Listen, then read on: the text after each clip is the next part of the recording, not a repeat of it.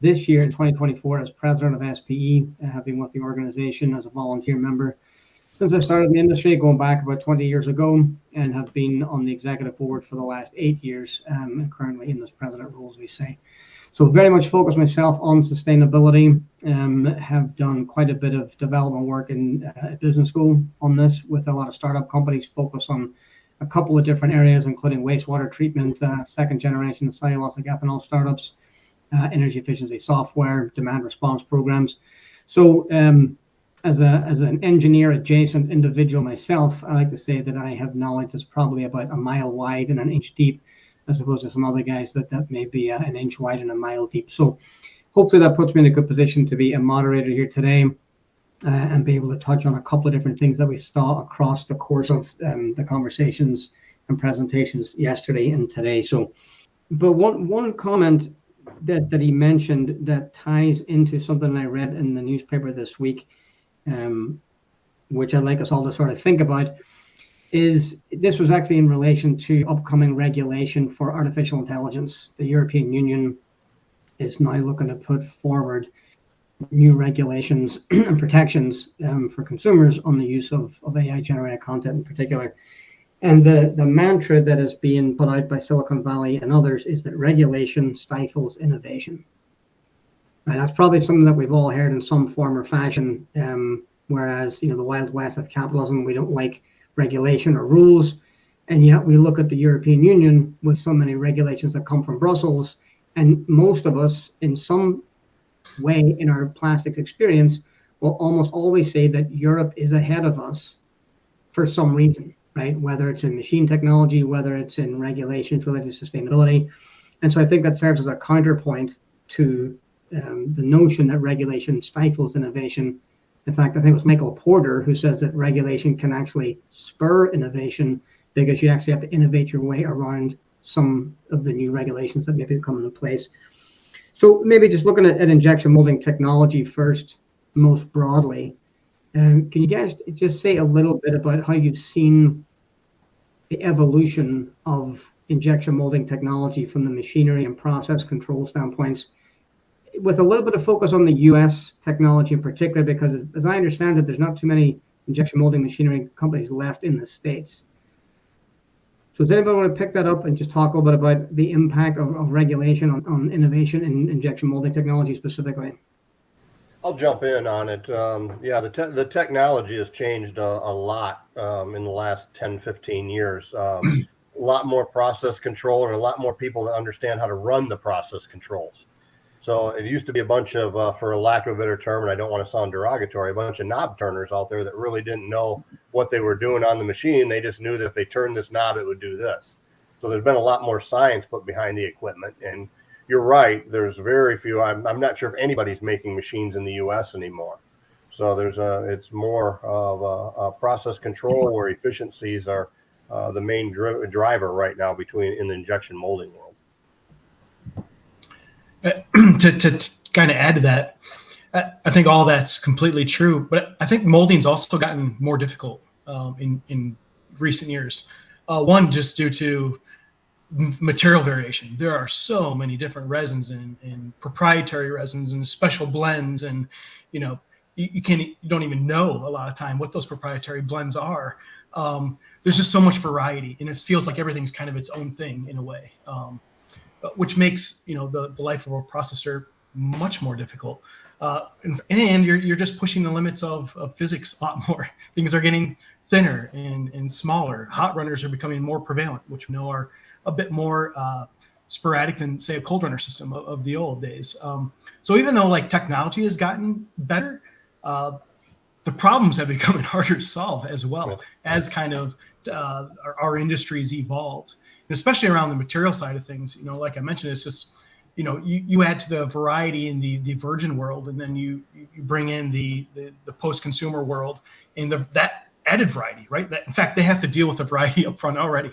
And it's just the problem statement and how you go about molding becomes much, much more difficult. We almost got kind of spoiled. We got so good at making resin. I feel like that it was so little variation in a lot of virgin resin. It made it molding easier. Now we have to go the opposite direction, right? Okay, now you need to handle variation in your raw material. So how do you go about solving those problems? And it's kind of bloomed into what we're talking about today. I mean, what would you say is driving the exponential growth of these formulas then and these compounds? Is it coming from the molders themselves? Is it coming from the end users? Is it coming from consumer needs? Because plastics are so tunable, polymers are so tunable, they are able to do this. But what's the impetus? What's causing or leading to the demand or the creation of so many new? Ultimately, a lot of them are non-recyclable too, non-recoverable. Well, I think that's an economics issue, a finance issue. I mean, if you're a company that wants to participate in plastics, especially raw materials, you're not going to go raise $10 billion to build a cracker and ethylene and polyethylene. So the only place really you can play in materials is with specialty niche kind of products. And just like all the plastics applications, you have to ask yourself, do we really need 300 different kind of toothbrushes all made with 7 different materials? And do we need all these different materials? I don't really know what the answer is to that. But I think economics are a big driver in this constant customization and somebody wanting to get a piece of the pie, and that's sort of the way to enter into the fray. So that sounds a little bit, Mark, then it's a product being developed in search of a market, or is that product being developed in response to a particular need? I think there's some of both, unfortunately. I mean, if you go to any, and this isn't just plastics, if you go to any big venture capital summit where thousands of people are pitching new products, new services, new ideas, I mean, half that stuff, you look at it and you say, this is a solution looking for a problem. I mean, do we really need, like I said, this 300th toothbrush or whatever? And unfortunately, and we see this a lot in bioplastics, more than in traditional plastics, there's a lot of hocus pocus. I mean, there's some claims that are just, it's embarrassing. I mean, I can't believe people get up and say some of the things they do. That's not good for our industry, by the way. That's just as bad as when a major chemical company says, oh, this is completely recyclable, 100%. And yet there's no market, there's no process, there's no end market. Yeah, technically it's recyclable, but the whole infrastructure and the value chain is not there to support it. So that was part of where I was coming from today. I really would like to see SPE step up in some of these areas, and just sometimes we just got to say, man, that's BS. And I know it's tough. What do people do though, right? I mean, we've all been to conferences, right? You see somebody in the marketing department get up, they're usually lawyered up, especially if they're a public company. They've got their forward-looking statements, disclaimer on there, and then they're going to say something that is along the lines of what you've just pointed out, Mark. But I've also seen comments from legal firms, people like Keller and Heckman in particular, who are active in some of the plastics legislation, that they're going to bump into First Amendment limits at some point, right? You can't stop people from saying what they want to say in the absence of some type of regulation or law that is actually on the books. And right now there isn't any of that, right? The FTC green guides are just guides. There's no teeth. Yeah, right? I mean, there's only so much you can do. But in a conference, if somebody like Jason stands up and says, "Hey, I'm the distinguished professor or whatever," and what you just said isn't true. I mean, hopefully people have a little bit of shame, and I mean, there's only so much you can do as an organization. But we are experts. I mean, and we know when claims are stretching it a little bit, and so anyway, I don't know how practical that advice is, but I do think SPE is a highly regarded organization. And it doesn't hurt our credibility to speak the truth, both positive and negative, or thumbs up, Well, I mean, thumbs down. for those that maybe weren't part of the networking sessions this afternoon, SP did get accreditation to be given NGO observer status at the United Nations Environmental Program at the Intergovernmental Negotiating Committee coming up in Korea. So it's INC 5, and this is where the world will get together and try to confirm and complete an internationally legally binding instrument on plastics pollution. Right? Yeah. So that draft What a treaty, huge accreditation! What a huge thumbs up! Yeah, well, we will be there as an observer. I don't think we're going to have much influence at this stage of the game, but our plan is to be there to make as many connections as possible and serve as an objective source of polymer science, plastics technology for country delegates, because the NGOs and the governments might not necessarily have a lot of polymer chemists or polymer scientists in their ranks. So that we see it'll be a 3 to 5 year journey after we get there to actually make connections and offer our educational programming, networking opportunities, and get more people engaged. So I think that is probably one of the biggest things that SP has taken on, at least in my tenure. And so I think that can only be a good thing. But putting the world together in a room and trying to hash out an 80-page document, we'll see. I think it'll be entertaining to say the least. And I wanted. Hey Conor, if I could just comment on your original question about yes, please. I think the injection molding community is in a tough spot, right? Because you're not generally making raw materials decisions, and you're providing goods or pieces and parts of goods to brands and others that sell to the community. And so in a way you have to react. It's more a reactionary thing. How do we evolve and develop, in response to certain things that are coming down the line? And yeah, all the innovations and the tooling and the machines and all the controls, that's absolutely, but at the end of the day, it's kind of reactionary to those drivers. And, getting together with everyone in that supply chain is really the only way that you can weather that storm, I guess, when you think about it that way. I think injection molders are a lot like farmers. They're caught between massive ag chemical and ag seed and whatnot companies on one end, and these massive buyers on the other end for their crops or their livestock. Sometimes just 2 or 3 buyers and 10 input companies, and in between a million little farmers, all somewhat competing against each other.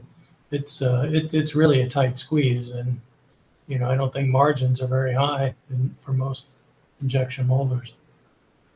Right, this is the dilemma, I think, for many injection molders or other processors or people along different discrete pathways in an industry, right? When people say the industry should, I mean, it's almost nonsensical. It's almost a non-starter, right? Yes, there are industry associations that purport to speak on behalf of, but they don't cover all the people all the time, right? And so what one injection molder in a certain part of the country may see as doing the right thing in terms of environmental responsibility could be very different from what someone sees in a different part of the world or a different part of the country, right? Or a different member of the supply chain. So to the extent that everybody, keeps their own front door tidy, then I think that's what can be asked of people. But to act in concert is very, very difficult because interests are always not going to be aligned. I think that's a big challenge. So appreciate that, those comments there. I do want to make sure that we pay attention to the live discussion for questions for people who are listening here. And I do have a question for James. I'm not sure if you guys can see the same questions here, but I'll read it off for the benefit of the audience as well. So James, how do you support your clients to move further with composite of propylene and cellulosic materials? We really do whatever the customer would like us to do. We have had meetings with an OEM level. In other words, typically the molder's customer. We go to support them to educate the OEM. We supply sample resin to them. We supply molding expertise to them. We supply design expertise to the molding community to make sure what they want to do is feasible. We have a lot of experience with a lot of different applications, and we have technical experts we can send into the account. So I know it's a real general answer to the question, but we will really do whatever you want to do, because at the end of the day, we're the company that benefits from orders. We want to get people using this product And we have engineering expertise, design expertise, molding expertise, and really just sales expertise of these materials. So utilize us as a resource would be my main comment in that. And as I noted in my presentation, that's where we have success. If we can send our experts in to help you in these different challenges, because it is an evolving market, it's a win for all of us. So let's keep on that topic there, James. One of the things that you mentioned was the displacement of virgin materials when people are using composites or using fiber-based or any type of synthetic material, any type of material that's being added into a virgin polymer is going to displace the use of 100% of it, obviously, right? Do you see, can you give a couple of examples maybe beyond what you've shown of how and why people would choose this? I'm thinking of, there was a McDonald's program a couple of years ago where they were using coffee grounds from McDonald's that may have been going into a Ford product, if that's exactly right. But I know there's been it was Starbucks, but you're right, it was Starbucks. Yeah. So can you talk about, are these PR exercises? How likely are these things to become a new standard, right? How close are we to moving away from a synthetic filler to a natural filler? And has there been enough real world feedback to indicate that this is a better pathway forward economically and from a sustainable perspective? So it's to answer your question, we're there. We are there already. I mean, we supplied product to the Ford F-150. And the F-150 is Ford's leader vehicle. They would not put it on their pickup if they weren't very confident on it. And we went through a lot of testing on that bracket. Now, granted, it was a small bracket. The challenge we're running into right now at the OEM level in particular, and the automotive OEM, is finding engineers that will take risk on this. As Mark noted, there's a lot of these applications that have been in certain materials for generations. And you have to find someone to take a risk, put their name out there or their reputation or their job out there to replace these materials. And right now, there's layoffs happening. There's people being moved around. There's not a lot of traction in it right now. But there is definitely a desire out there. As Mark noted in his presentation, people don't like plastic. They don't. And good, bad, or indifferent, that's a fact. And if we can get a campaign out there where we're taking some of the nasty plastic out and replacing it with a renewable filler, all the better. All the better. There are some price challenges, but there are price solutions out there. As I noted in my presentation, ground rice hulls are cheap. The freight costs us more than the ground rice hulls. And they perform very similar to talc, which has been around forever. It's just a matter of having a design release engineer in the automotive world make the switch, put their name on a print. And as you can see, saw in my presentation, we have 4 automotive approvals. There are people in the materials group at the OEMs that are willing to do things. And these are the things I can talk about. We have NDAs in place with a lot of different automotive OEMs where a lot of development's going on. So to ultimately answer your question, Conor, we're there. It's just a matter of getting the scale up to where it's noticeable. And there are a lot of PRs. There are, you noted, PR soirees going on out there. But a lot of them, the OEMs are putting their toe in the water to see if the consumer bites. Ford put some things out with agave fiber. They had agave fiber in their cars for a while.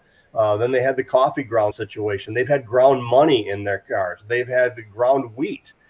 They keep putting things out there, waiting to see just what happens. They're not going to go full open kimono, so to speak, on these things without some type of consumer response to it. And believe me, they're testing this. They're keeping track of what the response are. So there's initiative. Ford is very active. Hyundai is very active. Toyota is very active.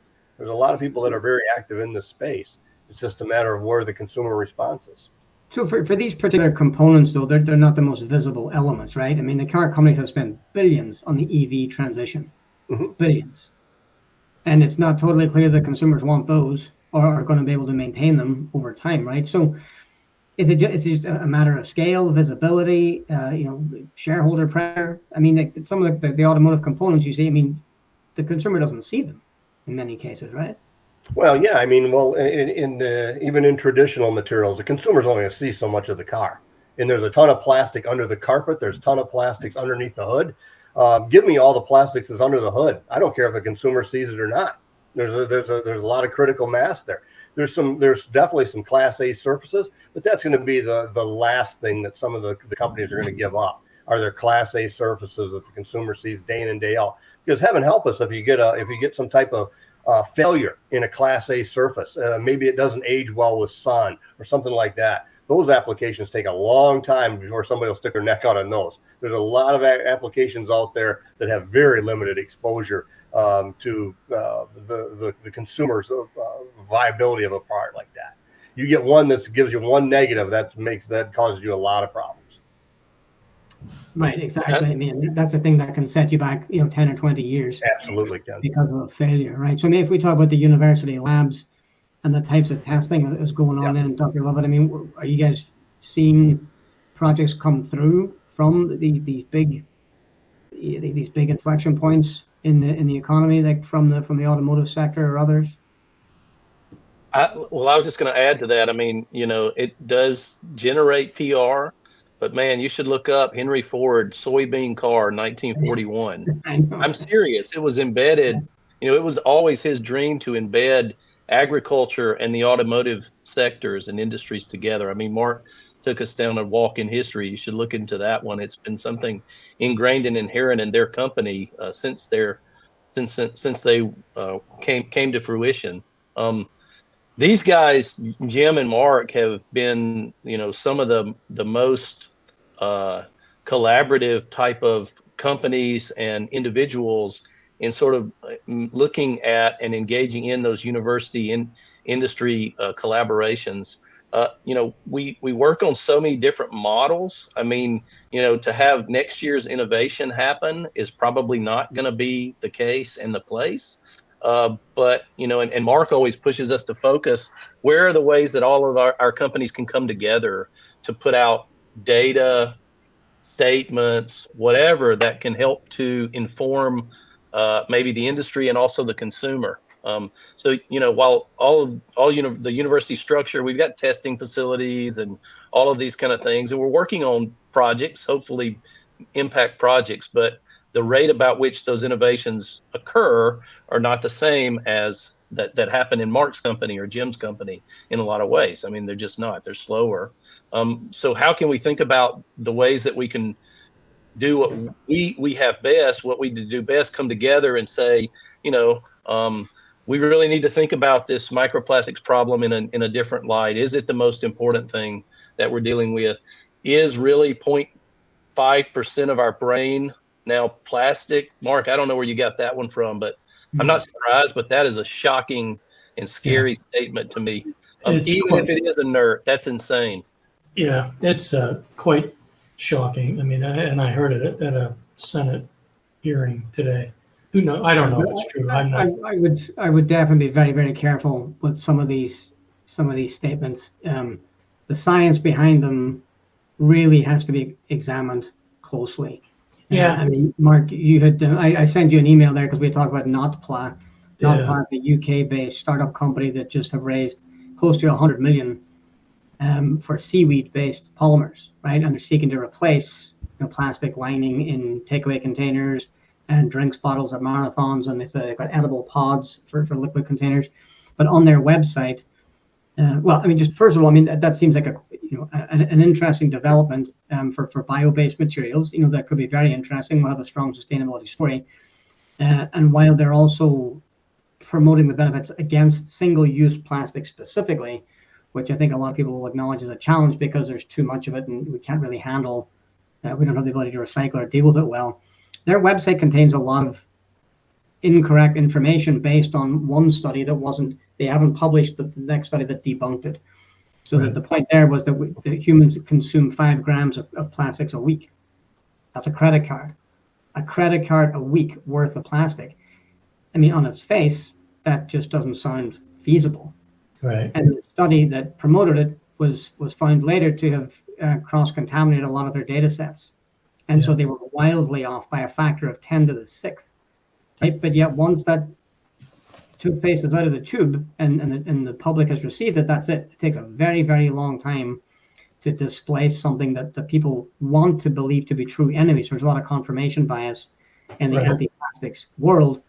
So, and the microplastics issue as well comes down to what I like to say is it's like putting a vision inspection system on your machine.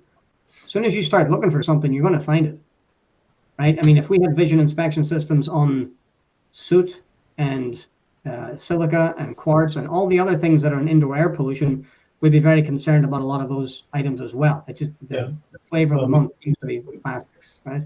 We certainly should be. I think the difference, though, you know, somebody puts something on their website. It's one company. They're trying to raise money. You know, it's a big, you know, PR. People take it with a bit of grain of salt. But when something makes its way to the floor of the Senate, it may be equally as unfounded. And certainly politicians do things for a lot of reasons. But at some point, you know, you can't just disregard it. I mean, this is something now that's in the public domain of hundreds of millions of people. The same with the lawsuit against ExxonMobil. Unfortunately, Exxon came back and said, well, California just doesn't know how to recycle. That's the problem. And they're, you know, blaming us for it. That's not a very good response. I mean, there needs to be more peer-reviewed kind of objective responses. Yeah, I think the Exxon response there falls flat when you look at California's EPR system, because California actually does recycle very well, especially things that historically were very difficult to recycle, like batteries, mattresses, paint, things like that. And they will get there with plastics packaging as well, with EPR coming. So I think you're right on that point. I think the Exxons of the world don't do themselves any favors and really don't have a whole lot of credibility with the public, because they're just almost always perceived as profit-seeking entities, you know, with their own agendas. Right. Nothing wrong with making money, of course, but you know, it has to be done in a way that's not detrimental to the broader public. Right. But again, that's one of the things I really like about CB Squared. I mean, we don't publish a whole lot of stuff there, but when we do publish something, whether it's, you know, a grad student or a professor, you know, it's been peer reviewed by some good universities, industry partners. I think it has a lot of credibility, and you know, every SPE publication has the same ability for strong peer review, seeking some clarity on points or whatever. I mean, to me, that's the value of belonging to professional organizations.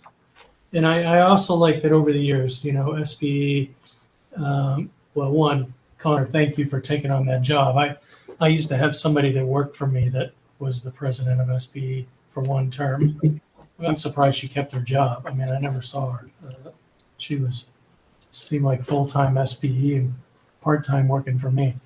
But it's a tremendous service to the industry to have such a high credibility organization. The requirements are relatively high to become a SPE member. So kudos to what you do.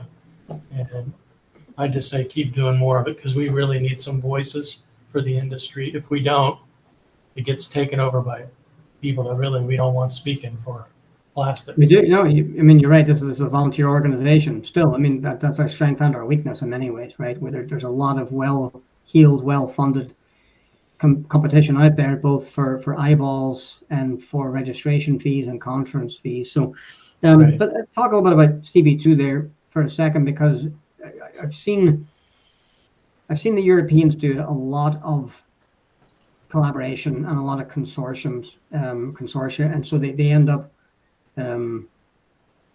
being able to deliver work across competitive, you know, I guess across competitors, maybe a little bit better than we do in the States. I'm not sure if that's totally true.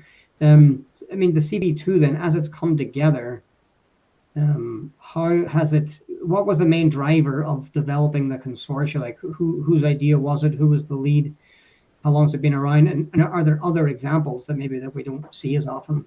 Well, Jim was there from the beginning, so he's probably the best guy to say how it came together. I don't know. A guy named David Gruhl had the vision of doing it. He saw that there was a void in the industry, and had the wherewithal to pull it all together. And he put a lot of work involved into it, recruiting companies, recruiting universities. Some companies didn't work out initially. Some universities didn't work out initially. And over a period of about, 10 plus years now, it got honed into where it is today. And it's improved exponentially. The first couple of years, we're kind of learning as we were going. And then we've got better content from the industry and better content from the universities that are participating. So a lot of it is a matter of getting word out to the general public, not general public, but the general industry, that this organization exists and can help a lot of different member companies. David has since moved on.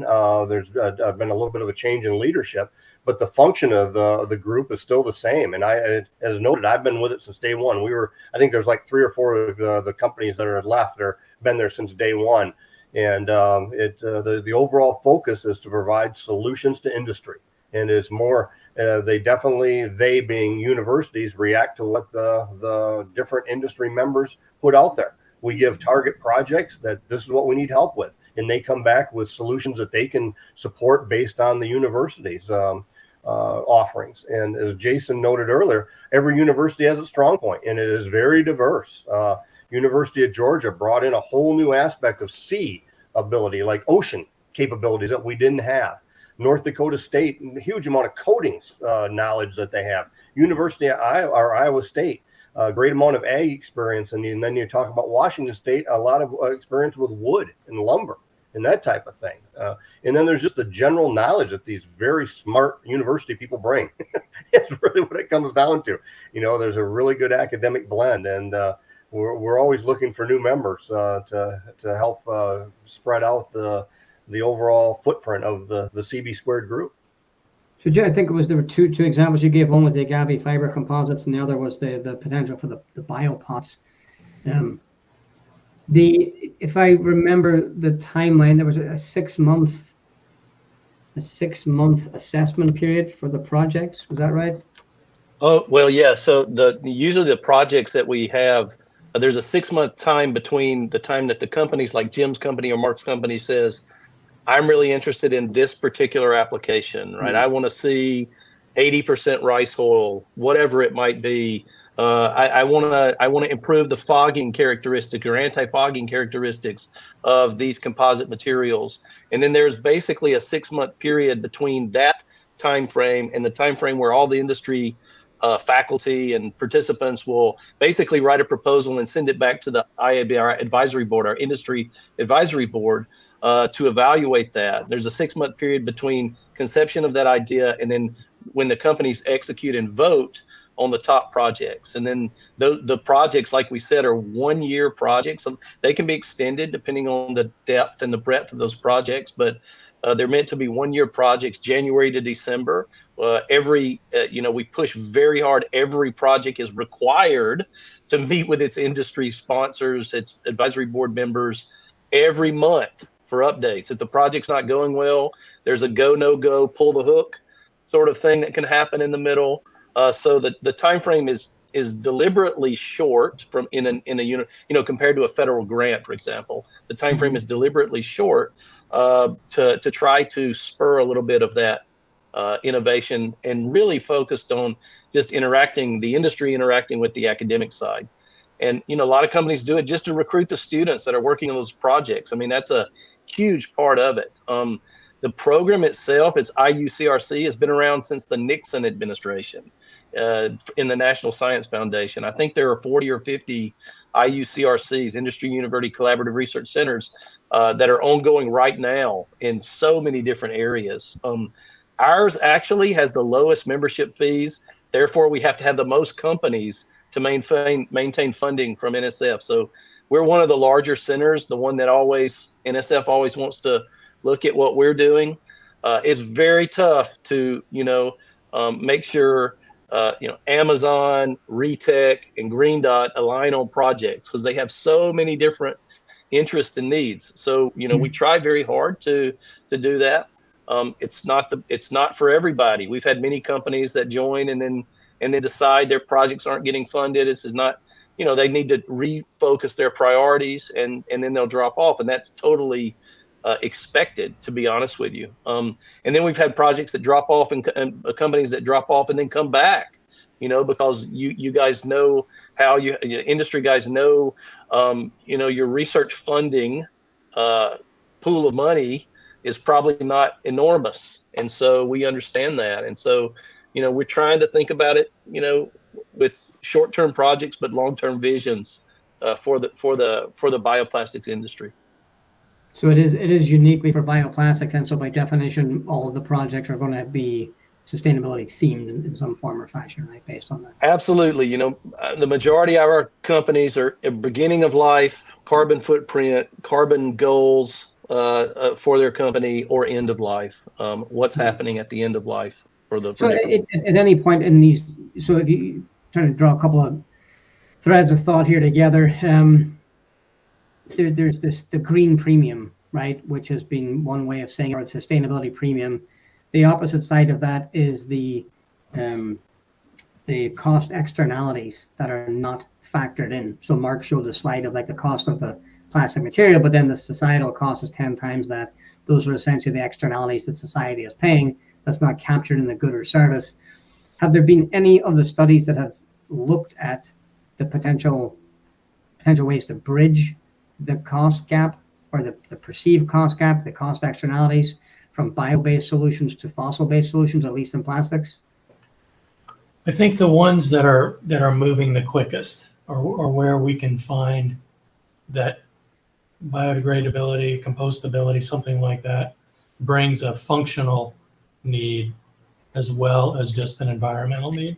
So take a mulch film for agriculture, growing strawberries or something underneath a film, which is popular in Florida and West Coast. I mean, that reached the point that to have that film picked up and taken somewhere was $400 or $500 a ton. Landfills in California refuse to take it. Can't really be washed off. You could never get it clean enough to recycle it. So the ability to make a film that you could till back into the ground and have it compost, suddenly the value of that is way more than just the cost of the film. The film cost me $100 an acre to put it down, but it saved me $300 an acre in disposal cost. So today, we see more and more examples of that. The Green Sports Alliance, I think it's called, represents 200 stadiums. They are looking at getting cups, plates, bowls, all that, either paper or compostable plastic, so that it can all go out with the leftover hot dogs that, little Johnny knocked on the ground or didn't eat all of it or whatever, or the Coke or whatever in the cup. It can all go in one container and it can all go to the composting facility. And I think it was Seattle Stadium. They did a good case study on it, and it was saving them $2 or $3 million a year in disposal cost, which, they can afford to pay more for the cup, right, and the straw, because it enabled all of that savings. Not to mention the PR that comes with it. So I think today, right now, in the area of bioplastics, that's where we're really moving, where we can bring a functional value along with just a straight marketing story. Some companies will pay for that, but a lot of companies won't pay for that.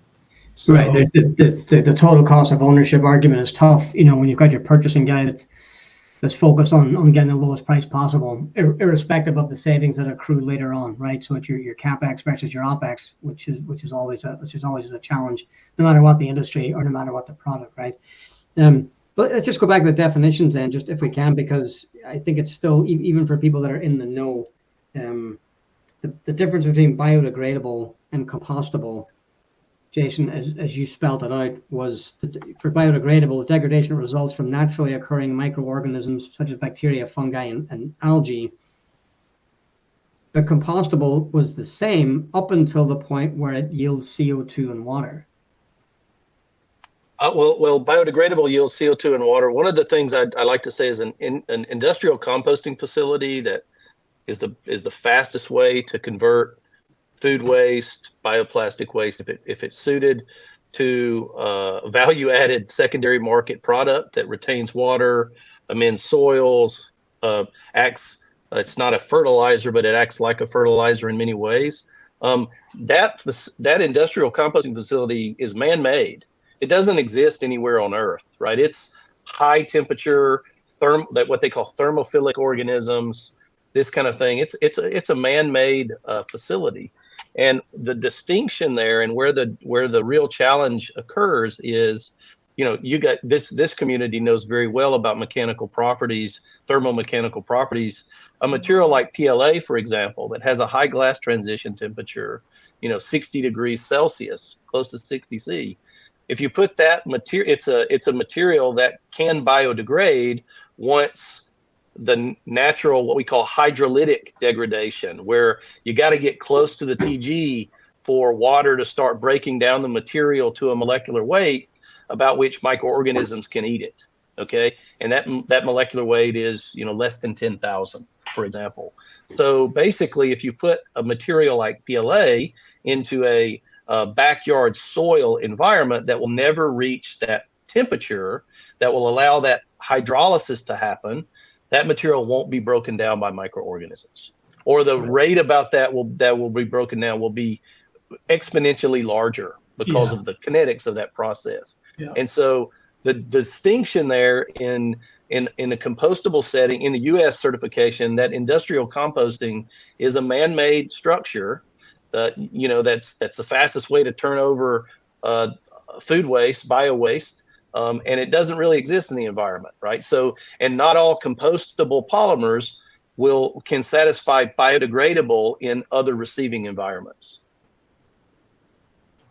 That whole thing is ridiculously complicated. It is not easy to explain, and it's not easy to even amongst people who are scientists in adjacent fields. To come in and actually learn what it means to break down.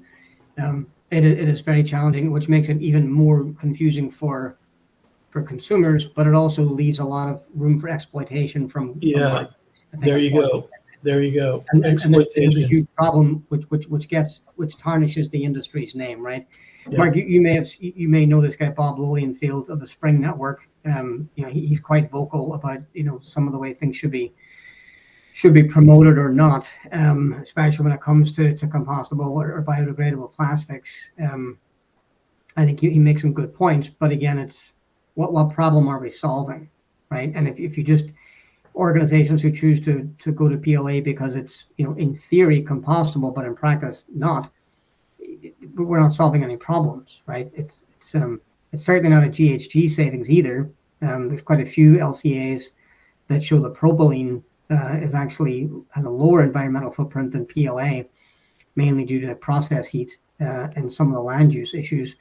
So it's just not clear, which comes back to the scientists in our ranks and SP members to not only talk amongst ourselves, but also to do it at the local communities, right? To do it, to write op-eds in our local newspapers, to get more involved in LinkedIn conversations when you see misinformation out there, right? I joined my small town climate action net zero committee here with a focus on waste and recycling, and I can tell you it just comes down to human nature, right? You've got the DPW arguing with the Department of Public Health versus the recycling committee versus a sustainable group. You've got way too many cooks in the kitchen. You can't get a standardization of understanding for definitions or data. All of this stuff just, when you filter all the way down, reductio ad absurdum, you would much prefer to have, everything just be gray polyethylene at the end of the day. It would make life a lot easier. But it took us 100 years to get here. I forget when Ziegler Natta-catalysis polystyrene was first invented, but it's, more than 100 years ago, and polyethylene about the same time. And that was, I'm sure that was a mess at the beginning too. And there was no UL certifications for flammability, and things got used in places that, they turned into instant explosives or whatever. It's going to take some time, but if we can speak truthfully, we can accelerate that. All these composting standards got written when there was really only one bioplastic, PLA, and they don't make any sense for a bunch of the other plastics.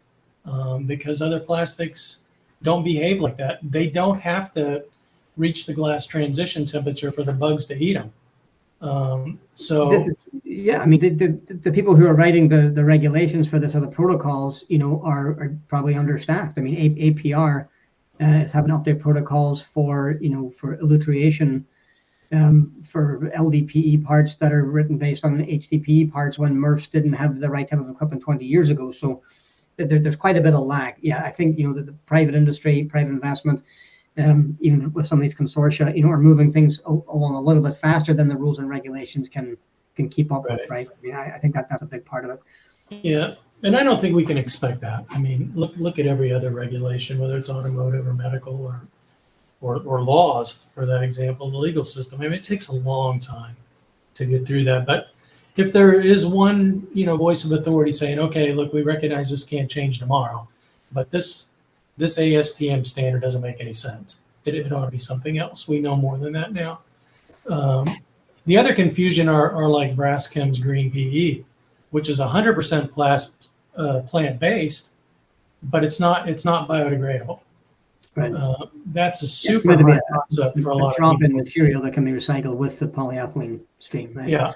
Yeah. Honestly, that's a great material, right? In a lot of applications, it's zero carbon, net zero. It's completely recyclable. We could use to convert about every polyethylene plant in the world to plant-based polyethylene. It certainly wouldn't hurt anything. Just come back to Brandon then for a second on some of the starch-based materials and some of these bio-based ones in terms of how operators and new entrants into the operating and processing world. I mean, are machines having to? Is it easy to make adaptations? I know in thermoforming it was always said if you can put it on a roll, we can put it through the machine. So the problem was for the extruder to deal with. Right, for injection molding, you're kind of doing 2 in 1. Right. It's not. Can you make it work once or a few times? It's can you make it work every time for 1,000,000 times? And that's the injection molding problem. And that's where, like you mentioned, can regulation promote innovation? I think it can actually. Let me use flower pots for example. Making a flower pot out of virgin resin should be illegal. But why doesn't that happen today? Because of the cost of the resin. So maybe you want to go to making your flower pots out of some recycled material, but it's going to cost you 50% more. Well, you're not competitive anymore. Your competitors making the virgin ones, so the economics don't make sense. So you have 2 options. One, you make it so everyone plays by the same rules in those categories, or you have to innovate to somehow make that more expensive resin work in your environment and you can still survive. Maybe you are getting the marketing sales out of it or whatever that comes with it. But that's the big problem. I think that's where the injection molding issue is it's not anything. I feel like a lot of these projects, like you're successful in very small sets, but then when you try to say, okay, here's my 64 cavity mold that needs to make 1,000,000 shots and I need a PPM of under 100. Deliver that, and then just everyone's like, I don't. That's in that realm. Why take the risk? Because you're exactly right. The injection molder is always the middleman. So the end use, the OEMs maybe getting those benefits from the result of that product.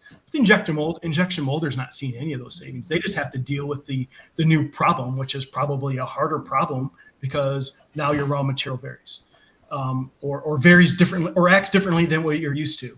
So a lot of people just don't want to, what's in it for them as the middleman of the injection molder. And that's why the push and pull happens so much. It's not everyone's marching to the same tune, same beat in a lot of these scenarios, because maybe someone's motivated in the supply chain, but usually not everyone is. And, I mean, look at Lego, right? Probably example number 1, right? I mean, the amount of money and the amount of, intellectual horsepower they have available, and they just cannot beat ABS. Yeah, we're too good at it, right? But that's the problem. We're trying to overcome what we've really perfected, and we're doing it with a raw material that is less than optimal. So how do you do that? That's where I think things like I say the flower pots, that seems like an easy step to me. Okay, flower pots, you can't be made out of virgin plastic. Figure it out. That's where like capitalism will sort itself out, right? Okay, this is what my rules I can work with, and then but now they're all it levels the playing field a bit more, and I think you get more entrance into these markets that you don't have today because why would I go start a flower pot manufacturing facility today? I mean, getting into that would be impossible. But if I have to use resin X or this certain subset and I get really good at it, now those become more viable and more attractive opportunities for entrepreneurs. Right. No, I agree with everything you said. I mean, just take a look at medical molding. That's a smaller subsegment. I mean, there are a lot of molders that can't do medical molding. They don't have clean room. They don't have, GMP practices. They don't have, certified facilities. And so what happens? They're able to get a higher price. I think regulation almost always favors the smartest, most sophisticated company in the value chain because it pushes out a lot of the, lesser companies. They can't get past those regulatory hurdles, and that maybe that does stifle some innovation from some kind of wannabe startups with no technology, but it certainly doesn't limit competition from the people with the wherewithal to go after it. Yeah, I mean, there's sort of a fine line between chaotic free for all and free market capitalism, right? I mean, you can come down on either side of that, pretty quickly, depending on the situation, right? For where we are. I think that's ultimately what it is. I mean, it's a paradox. I mean, the Jevons paradox in the energy world, the more efficient you make something, the more people use it, right? I mean, putting more lanes on the highway doesn't reduce the number of cars, right? It just increases the number of cars. It doesn't solve the traffic problem, right? Right. The same is certainly true as we make things more efficient, like plastics versus recycling. In fact, it was someone from the APR, likened it to, a very large diameter single pipe with no elbows is how we make virgin polymers. But now you have to drive a 50-ton truck, at 5 miles an hour and stop every 50 feet to pick up 96 gallons of mixed rubbish, right? I mean, they're just, it's not even night and day. I mean, they're so far apart in terms of the efficiency that you can start to understand why. I mean, the cry for help, so to speak, from the general public is that we have to stop making this much stuff. And I think that's what it may come down to with this binding instrument at the United Nations. I mean, the U.S. position did shift recently in terms of not being fully opposed to production caps. And of course, now the DC-based organizations are very much concerned about what that's going to mean for their members.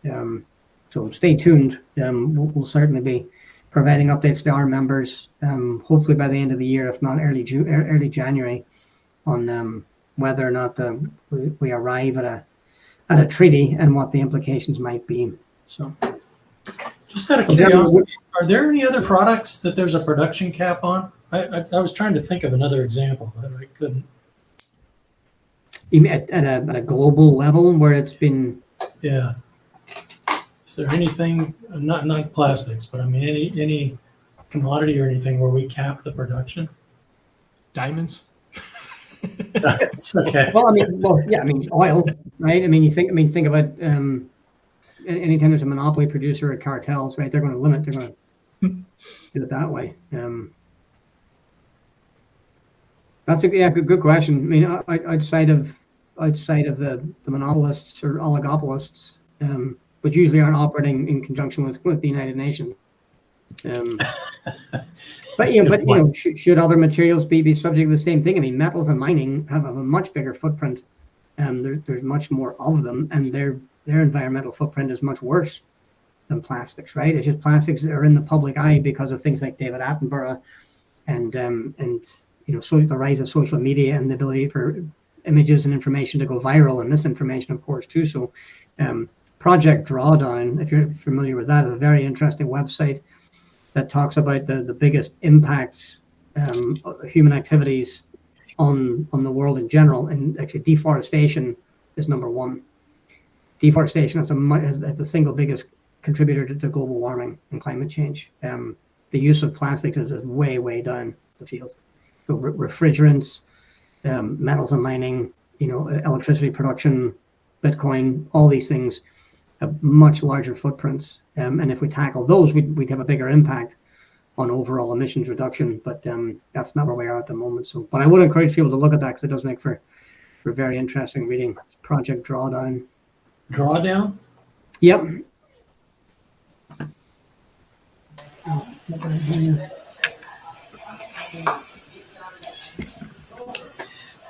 I apologize for entering the conversation and interrupt such beautiful discussion, but I wanted to, just take a minute to wrap up the session and really the 2-day event by thanking first all the speakers, Jim, Brendan, Mark, Jason. You've been fantastic speakers today, and I feel like we've learned a lot by listening to your presentations and through the discussion. Conor, thank you very much for moderating this, and of course, all that you do as the SPE president. I want to thank everyone for attending. It was a great 2-day event. By all means, we encourage everyone to stay in touch with the Injection Molding Division and SPE. Thank you all.